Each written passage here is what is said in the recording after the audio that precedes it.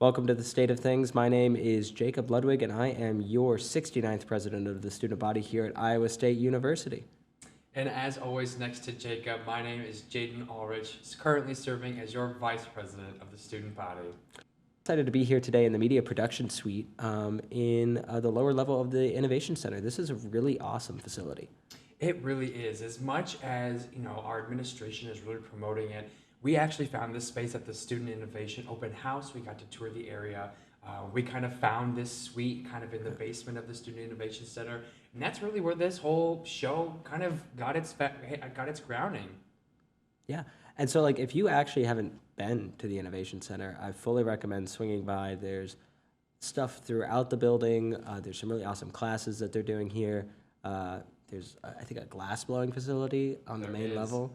And, of course, the Innovate 1858 store. Get your tartan products there. That, and you can't forget Sparks Cafe upstairs on the top floor. Love They got Sparks. great coffee. Yeah, and they have creamery ice cream. Very nice. So, Jacob, what has student government been up to these past few weeks? I mean, we're already in week 9 of the semester. Yeah. So maybe just kind of a synopsis of those first 9 weeks. I mean, I've been right there with you. Some big things have been coming down the pipeline for us within the last few weeks. And so I guess what's happening? Yeah. I mean, we've really hit the ground running. There's a lot of things happening in student government, a lot of things happening at the university. Obviously, Iowa State kicked off the semester with Cyclone Welcome Weekend, which was an awesome success. Lots of students turned out for that. And then since then, student government has, we had our retreat. We've started filling all of our committees, passing bills. We've been working really closely with the university's wellness division on issues of, substance use and just making sure that students are partying safe when they're out partying if, they choose to drink alcohol, doing things like going to the Board of Regents in September, where we had an awesome opportunity to speak with the board about the issues that we're seeing here on campus and talk to them about what they can put into their legislative request to the state government that could have an impact on students. And so really excited to share that out of that discussion we got $1 million added to the Board of Regents budget for mental health resources. And so we're really excited to go down to the Capitol in the spring and advocate for that expansion. And yeah, I think, student government already had its first trivia night. I think we got some town halls coming up, a pumpkin smashing event. Be on the lookout for that one. Yeah, we love our pumpkin smashing event. And yeah, I think we're really getting into gear. I think we're in the middle of Green Dot Month right now, so there's been a lot of events around that, and yeah. So I think one big thing that you kind of just touched on, Jacob, is student government, for I guess our listeners that don't know, we kind of have our hand in numerous different pots. I mean, our sole mission is to serve the student body and be that advocating voice for students. And so, I mean, a big part of that is different events that we put on. We really do a lot of funding for a lot of different student organizations. I know in the spring we'll have our annuals process where we will hand out, $1 million to over 100 different student organizations on campus. But then something you also kind of touched on that is just kind of starting to ramp up for us as we do a lot of that state and federal relations and really pushing for those student-friendly laws and just legislation that can impact us. And so I know one thing, if you could touch on, we just actually got back. There was a whole delegation, I think 10 of us from Iowa State, that went down to Lawrence, Kansas, the University of Kansas down there for our Big 12 Student Government Conference, where we kind of laid down those federal priorities that we're going to have when we go to Washington, D.C. in the spring, so we can kind of move as that united front. So I didn't know if you could kind of touch on that. Yeah, and so, we had that Big 12 Student Government Conference, got some awesome conversations coming out of that. I think, going into the spring when we look at the state and federal priorities, big for us at the state level is that $1 million we were talking about for mental health funding. In addition to that, we want to pursue, we want to get the state legislature to adopt what's known as the Psi Pact, Okay. which is a interstate compact, which allows for cross-state licensing for telepsychology. So it makes it so that if you are receiving a service in, here in the state of Iowa from Iowa State University, obviously the university, huge development, just recently announced a telecounseling service. The great thing about that is that now with the Psi Pact, you would have easier access to that program when you go out of state. Mm-hmm. So if you go home, if you're not from Iowa, or maybe you're going on a trip somewhere for the summer, or you have an internship out of state for the summer, you can maintain access to your telepsychology services. And so that's a big thing. You have 34 states have signed on to that from all over the country, and so it's a really awesome thing that we can go down and advocate for at the state legislature that would have an impact on a lot of students. And then at the federal level, we're really looking at bills in Congress that provide grant money for mental health programs at public universities, along with just education programs for those counselors. And then we're really interested in the Double the Pell initiative, which is something that has some pretty wide bipartisan support on Capitol Hill, which is just to double the amount of money given in the Pell Grant, because the Pell Grant has fallen very far behind inflation and just cost of living and just the cost of college as a whole. So that's a really awesome thing that I think we are pursuing at the federal level as well. For sure, and I think those things, those are kind of things that we agreed on as a Big 12, all schools in the Big 12 district. And I also think that really aligns with kind of what we're focusing with here at Iowa State. Really, obviously always trying to tackle the affordability. College is expensive. Student government has a hand in being able to leverage different fees. And then we have that contact with the Board of Regents with tuition and things. But then also mental health, obviously from the pandemic, mental health resources has kind of had a light shone on it. More students are needing it more than ever now. And since we've learned, that like these telehealth things, working over virtual environments is actually really effective for a lot of different situations. And so kind of like taking that lesson from COVID and applying it to now to see how we can broaden our resources that students can have is, something obviously big that we're working on here at Iowa State as well. Yeah, and there's a lot of big developments, happening here on the Iowa State campus. We kicked off near the beginning of the semester with the opening of the 4th, 5th, and 6th floors of the Memorial Union. So awesome renovations happening there. 6th floor, two of the units housed on that level are actually fully funded by student government, which is really cool. Our lectures program and the student legal services. And then, we've also had other big developments coming through. The university recently announced its plan for Sci-Town, which is a real cool development happening over in the, what is that place called? The Iowa State Center, which is a real cool development happening over in the Iowa State Center near Hilton and Jack Trice. Yeah, so that's kind of a lowdown and a rundown of... Is that a lowdown? This seems more like a brief novel. Okay, and that is kind of a big summary of what Iowa State student government has been up to specifically recently, and then kind of these first 9 weeks of the semester.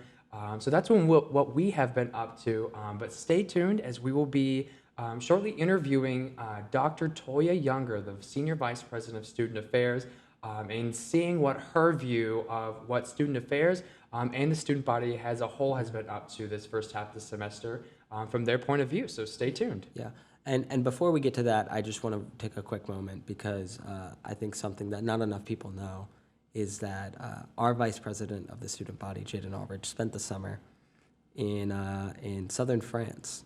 Yeah. And so something that I want to give him the space to get off his chest is, can you explain, as someone who's experienced authentic French foods, what happened to the ISU dining croissant?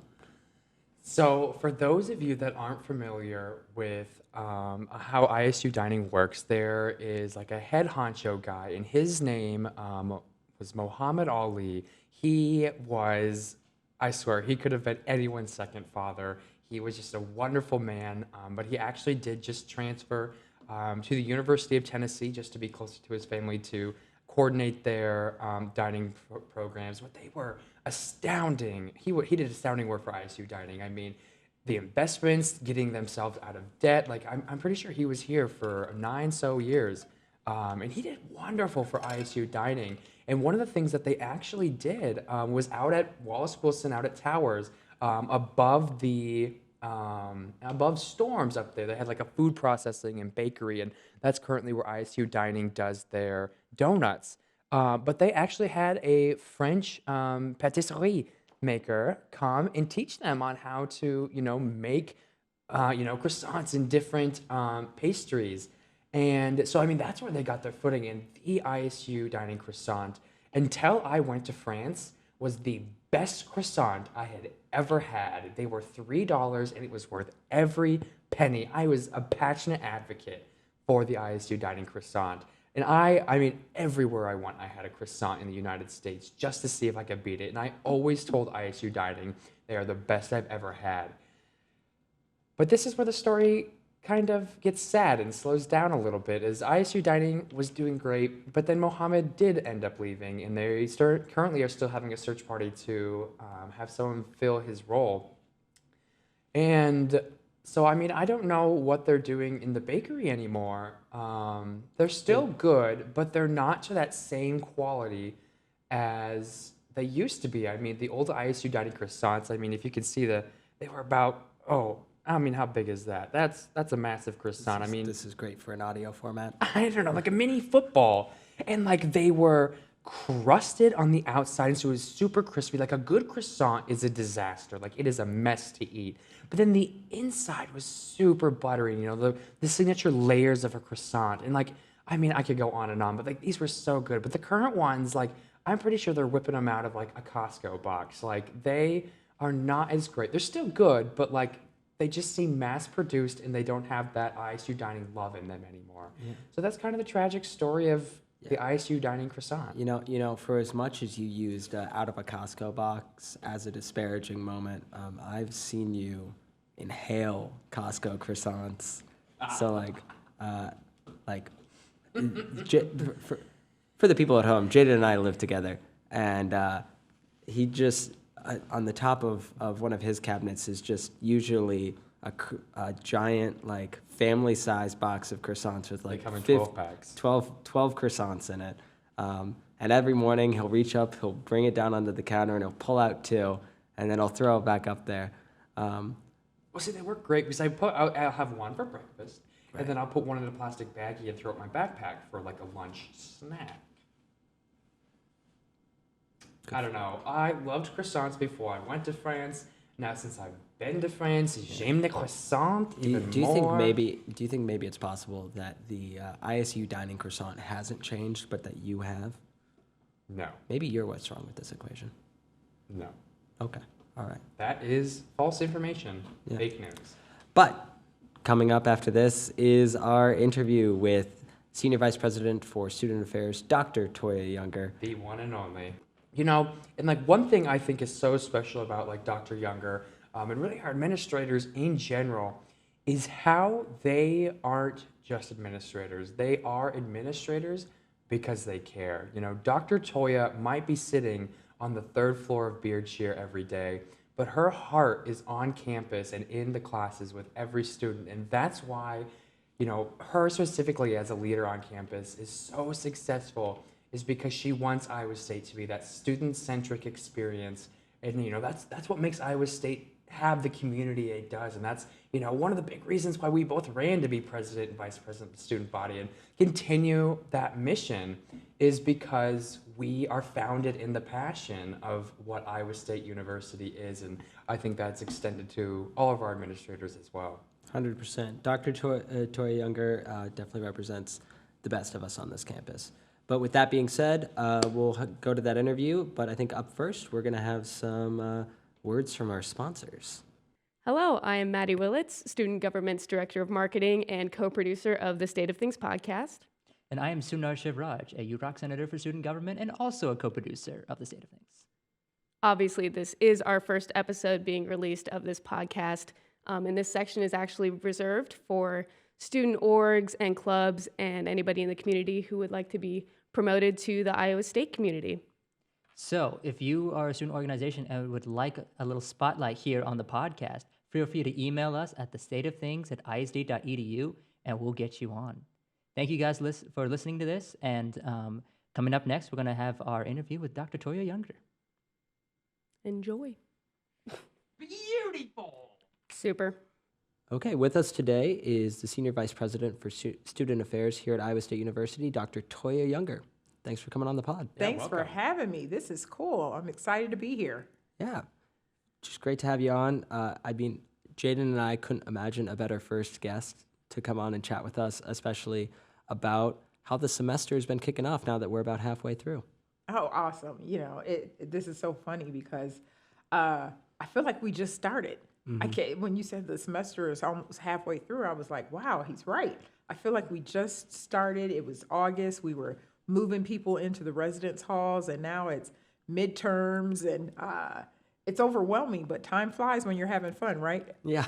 They always tell us that the fall semester is that sprint, but then the spring is a marathon to get to the end. So Oh, we are absolutely. we are full sprint right now for sure. Full sprint, absolutely. Yeah, I felt like I was just getting my syllabus yesterday, and now I had 2 exams last week. I have another exam this week. It can be overwhelming too, and it's funny because when you first see it, you're like, oh, I've got a couple of tests in October. Plenty of time. I'm feeling that though with papers. I've got like a couple of 10 and a 20 pager coming up soon. So that came up on me a little faster than I thought. But you know what? It's so funny that you mentioned that because I think that a lot of students operate like that. And so I was talking to a student the other day, and if I'm not mistaken, he said his paper was due on Monday. And we were just chit-chatting on like Wednesday or whatever. And I said, so have you started? And there was this long pause. So I think you're not the only one out there like that, Jaden. Trust me, you're not. They do tell us that diamonds form under pressure. There you so- go. I do my best work under pressure. My biggest problem is that I live by my online calendar, and so I'm constantly staring at like my weekly overview, and so I'm really just thinking about my life 1 week at a time. And so like last week I got to Monday and I went to one of my classes, and they're like, yep, all right, so today's exam review, and I'm like, it's exam what? One of those was coming up? What are you Yeah, talking and they're about? like, yeah, no, Wednesday we're gonna have an exam, and I'm like, oh, okay. It's funny. But yeah, so from your view as Senior Vice President for Student Affairs, and I think someone who's just constantly interacting with students and overseeing, obviously, kind of the student-centered half of the university, how has the semester been going? It's so funny. I've been talking to some of my counterparts at other universities, and they've pretty much said the same thing. This semester feels like probably for the first time what it felt like pre-pandemic. Students are engaged. People are going to events, even though last year there were lots of things going on. This year, it just seems like there's, I don't know, and it's not really more people. I think it's just more people coming out for events. I've talked to a couple of students, and they said, I always knew we had 30,000 students. But this year, it feels like we really have 30,000 students. And so when I think about all the activities, just major events that we've had, Club Fest, I mean, it was packed. There were folks standing outside trying to get in, ISU After Dark, all these big events that we were having. And we were like, oh my gosh, I don't know if we have enough room. I've seen staff scrambling, trying to put out more chairs at events. And it's exciting for us. But I think people are just feeling more comfortable than maybe they have since, the pandemic. They feel they want to get reconnected to the institution in some sort of way. And so we're seeing more engagement and more activity than we've probably seen in the past couple of years. Yeah, definitely. I think, just from our perspective in terms of the events that student government's been engaging with, there's just been so many more students out and about, and there's just a lot of excitement on campus. I think a lot of really great energy. I don't know, Jane, if you want to pop in on that. No, for sure. And so I guess one of the things I also do is sit on the University Orientation Committee.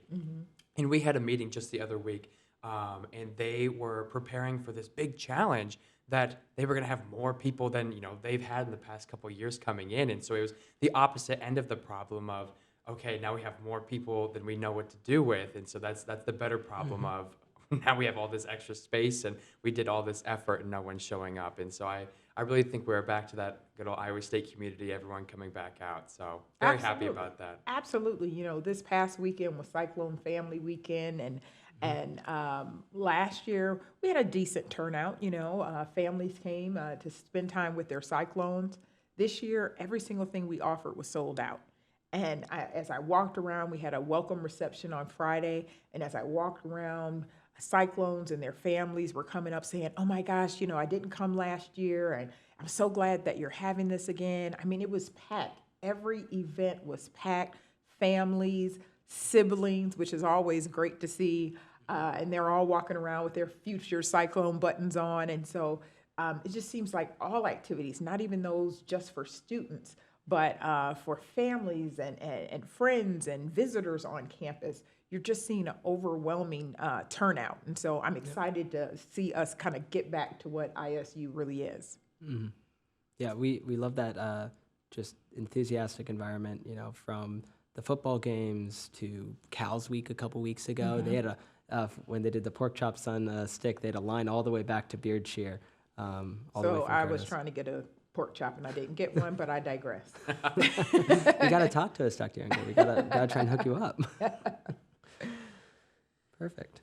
Well, good deal. So, talking about events and how successful everything's gone, I know at the beginning of the year, student government was involved with it as well, but there was a new kind of program for the beginning of the year that was rolled out, Cyclone Welcome Weekend. Could you talk a little bit about the successes there? Oh, you know, Cyclone Welcome Weekend was it was great, I have to admit. Now I can say that after the fact, after we did all the planning and working all summer long, and when you do something new like that, you really never know what the turnout's going to be. You never know if this is really going to be the thing that students do. But we were really committed to making sure that we were doing some things for all students. I have an advisory group. Of course, I spoke with student government, other groups of students, and they said, we don't really have anything to do that first weekend before classes. Sometimes that's why we go out and do things that you probably don't want us to be doing. But they said everything that happens that first weekend is really revolves around freshmen. And so the rest of us, we want an opportunity to see our friends and reconnect, but there's really nothing to do. The university doesn't do anything. And so a group of us kind of took it upon ourselves and said, why don't we plan this Cyclone Welcome Weekend? And, it was the first time we had done something like that. We had partnered with the city of Ames and all sorts of folks, and everyone said, wow, this is a great idea. Let's make it happen. And so we were constantly trying to get feedback from you all, from other students saying, does this make sense? How does this work? And, and students said, well, if you feed us, we're going to come. If there's food, you can guarantee students are going to show up. But we wanted to make sure that it was something that it was interactive, that it was exciting, that people would want to come to. And so we kicked off Cyclone Welcome Weekend that Friday with a big cookout, which was supposed to be this big, amazing, fabulous cookout right there on Central Campus. And then we had hail and rain and everything else. And so as a person who plans events, I almost went into cardiac arrest right there on the spot. But our colleagues over in Lead were just amazing. They said, well, why don't you bring it indoors? That would be great. And so we moved it indoors. And I said, gosh, with the weather being so crazy outside, are people even going to show up? And so I kind of had gotten to kind of lowered my expectations, to be quite honest. I said, well, if we get 100 people to show up, then I'm okay with that. And next thing I know, I just saw all these students coming in droves and droves. And I went over and I talked to our folks who were preparing the burgers and all the food. And they said, oh my gosh, we're about to run out of hamburgers. And I said, what do you mean you're about to run out of hamburgers? How many did you have? And they said, we had 4,000.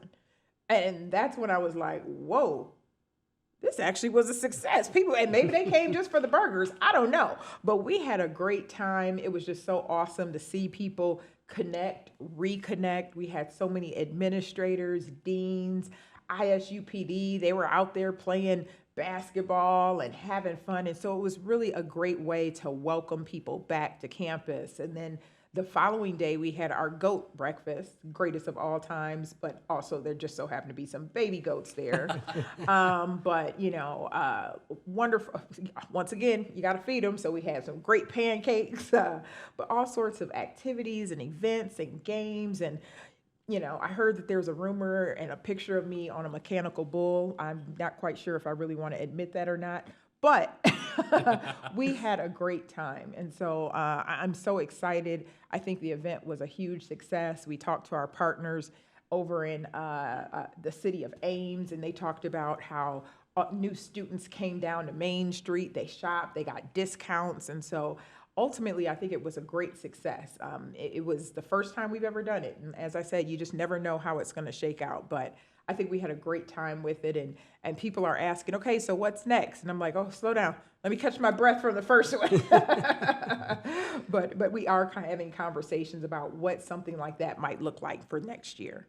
That's awesome. I know as a freshman, I didn't really know about the city of Ames, like the historic downtown. And so I was really happy when there was, those deals offered and everything for students to go down there and really, experience that. Because I'm down there all the time. There's coffee shops, the great stores.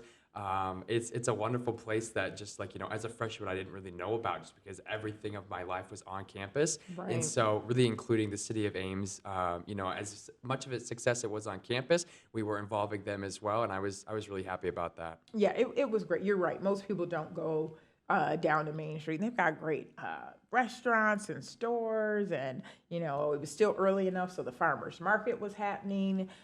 We partnered with Ames Public Library, and you got all these great deals. And so they said, wow, we had more people sign up for library cards than ever before just on that weekend. So I was excited too that students kind of made their way down there and really kind of explored the entire city of Ames and not just campus. Well, I think it's safe to say watch out Cyclones, because Cyclone Welcome Weekend is going to come back even stronger next year. Ah, my God. No pressure, right? No pressure. Yeah, it was just, I think like you were saying, we've never had an event like that kind of kicks off the semester. And so I always went to the, the After Darks and other things and those kind of events that usually are kind of our kickoff or a chance to kind of get around other students.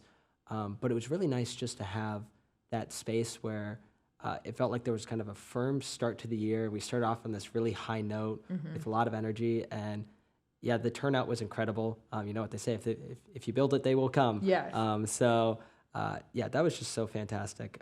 I think, especially going into my senior year, I don't know, it's just been a really great start to the year, and I've been enjoying everything that's been happening. And then I know even just I think that energy carried through to things like the first After Dark later the following week when Oh my God, it was packed. packed to the door. It was packed. I tried to get into ISU After Dark, and I was searching for a parking spot, and it was amazing. It was amazing. Yeah. So I think one of the last things we want to talk to you about is just, what are you excited for, as, leading up the Division of Student Affairs? What are you excited for the rest of this year? What challenges are you seeing? Well, there's always things, and we're constantly trying to improve ourselves. We're constantly keeping our eyes and ears open to what students want. Anybody who knows me, they've heard me say this a million times. Oftentimes as administrators, we try to do things and plan things that we think students want or that we think students need. And we often don't talk to them and discuss it with them to say, is this what you really need? And so one of the things that we've been having constant conversations about is our shop. As you all know, we have a food pantry, and just in the month of September, we gave away thousands of pounds of food. And so it is obvious that there is still a need on this campus, and that we are still there are still students struggling with food insecurity. And so we have been having lots of conversations about how do we continue this? How do we make sure we have enough volunteers there?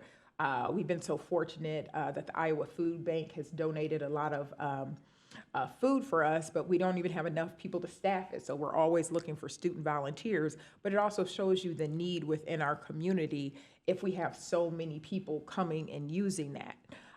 Another thing that I'm excited about, and this is hot off the press, you all are probably the first that are going to hear about it. As you all know, we saw an increase in students wanting counseling services, struggling with some of their mental health services.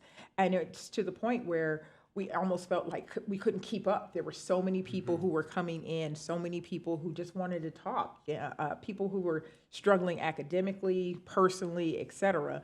And so we've been really committed to doing what we can to support those students. And so just recently, we finalized a deal to start offering telecounseling.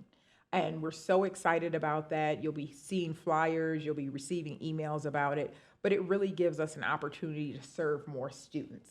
What we've learned throughout the pandemic is that a lot of students feel comfortable now. People who probably never would have actually gotten up and walked into a counseling center, but if they can do it from the comfort and the privacy of their own home, they would have no problem on their laptop speaking to someone and talking through some of their issues. And so we're excited to be launching this telecounseling program. As I said, you'll hear more about it. We also, of course, and I don't want people to think that just because we have telecounseling, that the counseling center is shutting down, because that is Right. not the case. There are still people who want to be in person, who are in crisis in that moment and want to walk in and see someone, and we're going to make sure that's available. But we also know that there are some people who just feel more comfortable, perhaps just talking to someone online, and it gives us an opportunity to serve those people as well. And so I'm excited about it. I think it's going to give us an opportunity to serve more students. As you all know and have heard, the number of students seeking these services has definitely increased since the pandemic. And so we had to alter and kind of change the way we do business to make sure that we were meeting the needs of the students. So I'm really excited about that. Yeah, I mean, just to touch on a couple of those points there, I mean, especially with like the food insecurity, that's been a big priority for Jaden and myself this year. I know we've talked a lot about how much demand there is at SHOP, and we actually just got back from the Big 12 Student Government Conference this last weekend, and one of the things that we were talking with them about was, food insecurity and the ways that we're trying to support SHOP and get, additional funding behind them so that they can have the resources needed to support the student body. And, there's a lot of data out there about how this is kind of a national trend, but we were hearing the same thing from the other student governments. And they were asking us a lot of questions about how our SHOP runs, because a lot of campuses don't have an entity like SHOP, or it doesn't have the same selection or the same hours. And a lot of them are like run by departments. And so Right. it's I think one of my favorite things about SHOP is that it is students led, students helping our peers. And so I think that's just such a unique way of running the program. And I think it kind of makes it more accessible for students, makes it a little easier to kind of walk in, grab something off the shelf if you need to do that. And so, yeah, we got a lot of questions this last weekend about how we support SHOP and how SHOP supports students. So I think it's just really awesome that Iowa State has that running. Well, and I think it's just great. You just hit the nail on the head, because it's students. It's students helping each other. And I think that that's so important. Sometimes people are fearful or don't like asking for help and don't want people to know that they have help or that they need help. And so the opportunity to come in a place where they feel comfortable, where they see their peers, where they see their other peers shopping and in the same predicament that they are, I think that that really helps. And so we've been so excited just to see how SHOP has grown. I remember when I first got here and they showed me the room and I said, is this enough space? Like, what are we going to do? And they were saying, well, we only have non-perishable items. But as we know, sometimes those non-perishable items are not the healthiest choices. No one wants to eat ramen noodles every single day. I did it for my entire 4 years ago, and it probably was not the healthiest choice for me. And so the SHOP and the students and their advisor have been really good about reaching out to community members. We were able to get freezers, which allowed us to have more options and things like that. The Iowa Food Bank has been such a great partner with us. And recently, one of the things that we've started getting in, and it's caused a huge demand, was diapers. We have students here who have young children and babies. And I was going to say, as you all know, no, you don't know. You shouldn't know how much diapers cost, but diapers are expensive. And so those are like flying off the shelf at the shop by some of our students who have young children and just simply can't afford to purchase them. And so we're really trying to be cognizant of the things that we see seem to be of greatest need and how we can do this. And also, shameless plug, we're always looking for students to volunteer. Shop has grown, it's so big, and it's always really busy. And so for our purposes, we have to track how much food we come in and how much goes out, et cetera. So we're constantly looking for anybody, if it's individuals, clubs and organizations who want to do some service. We're looking for people to volunteer at the shop so that we can keep it open longer, so that we can keep things stocked frequently, et cetera. So if anyone's interested, I would invite them to reach out to you all and express that so that we can get them connected to the right people. For sure. And so, like, my first introduction to the shop was actually one of my classes, Global Resource Systems 201, required everyone to go put in a couple hours at shop. And that was when they had no freezers. I mean, it was just a couple shelves with those non-perishable items. And then student government, we're actually having all of our members do at least 2 hours a semester. And so that was my first time being back since about freshman year. And I was blown away. They have the beautiful counter. They've got those deep freezes. They have grown so much. And like compared to other conference schools, Big 12 schools, I mean, not to pat ourselves on the back, but we're doing pretty darn well. Yes. I know a big thing at shop is we collect no information other than, the amount in pounds of food coming in and out. And that's it. I mean, other schools were, they were taking down information, or they were running on models where students could only come in like twice a month. But I mean, students are welcome every day if they need it to come. And so we are doing pretty well, I think, but there's always room for improvement. Absolutely. And I think you're right. As with anything, be it counseling, tutoring, food, some people just don't feel comfortable sharing that they need help, and they don't want to give out that information. And so I think you're right on point where, because we're not collecting this information, there's no stigma behind it, and it's just an opportunity for students to help their peers and to provide them with what they need to make it through the semester and make it through the year. So that's one of the areas that I'm really, really proud of, and they've done an amazing job. And I think going off that same idea of, like the stigma out there behind things, I know administrators and student groups are working really hard on, stigmas, whether it be mental health or reaching out for help, like for food insecurity. But I think that was one thing I was really excited about with the new telehealth options is, students can, keep that private if they wish. They can do it from their own room. Obviously we have our on-campus things, which are great as well, but having that extra option keeps it private, if students want to kind of avoid those thoughts. Absolutely. Most people know that the counseling office is located in the Student Services building, as are other offices related to the Dean of Students. But, there's can be a stigma like, they see I'm going to the third floor. They know that's where counseling is. They might know that that's where I'm going, and so now just to be able to do it from their home or wherever the case may be, I think that is really, really important. And so I'm excited that we have this new opportunity. I think that we're going to be able to serve a larger number of students. People won't have to potentially wait until, wait a week or wait however long until they can get in and see someone. We'll be able to respond much quicker to the need. Yeah, and I think that flexibility is just so key. Every student should, have the level of support needed to make it through their time at Iowa State and, graduate, 4 or 5 years down the line. And so, providing that mental health support, which is so critical. And I think especially, I think that, the pandemic exacerbated the stress that students are under. Just being separated from each other, everything being online really put a lot of strain on students. And I think in a way, there's a lot of people who just still haven't recovered from that. And so getting that mental health support behind them is just so important. And so I'm really excited about the telehealth counseling services. I know that Student Wellness is also pushing QPR training this semester, which is a suicide prevention training. And I think that's something else that we're partnering with them on. I think it's just really important to be aware that, it's okay to not be okay. Right. And if you need help, you can ask for it. And so, we're working on a lot of different avenues to promote it. I know the Division of Student Affairs is trying to get it out there. It's always so hard to communicate with the campus. We always talk about how there's 100 different, offices or organizations on any given day that's trying to get attention of every student on this campus. And so it's really hard to communicate.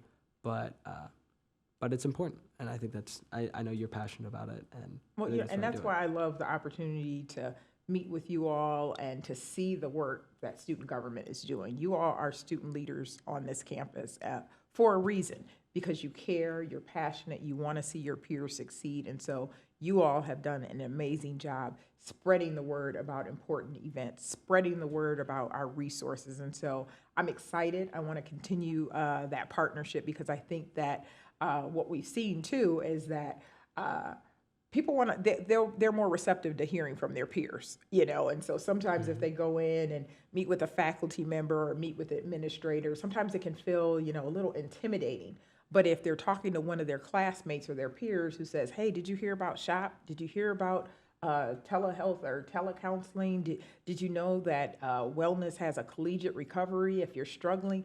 All those type of things, I think that they're more open to hearing about it and even going and checking it out if one of their peers shares that information. And so I think that's why it's so important for us as administrators to be connecting with student leaders, because you are the voices, and they'll probably listen to you more than they listen to me. So thank you. Well, thank you so much for coming and talking with us today. It's been great chatting about the start of the semester. Yeah, thank you so much. Absolutely, and best of luck to you all. We're gonna blink, and the semester's gonna be over, and we'll be talking again. Like, oh my gosh, I can't believe it! It's almost January, and it's time to go back for the second semester. Time flies when you're having fun. But best of luck to each of you. Thank you. Thank you. Well, it was great to have Dr. Younger on with us today. She's just such a fantastic advocate for students, also just such a warm personality. I love her.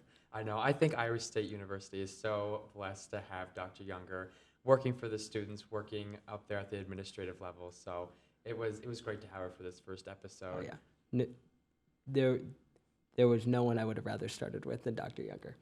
I also want to shout out, though, you haven't seen them, but in our back magicians room, we have Sundar Shivraj and Maddie Willits, kind of our support crew for the podcast. We really want to give them a shout out, because without them, this would just be a little conversation and no one would ever see or hear it. So Yeah, they put up with a lot of our silly requests in putting this all together. So thank you so much to Sundar and Maddie for making this all possible. all right, but with that, I'm Jaden, And this is Jacob. and that's the state of things.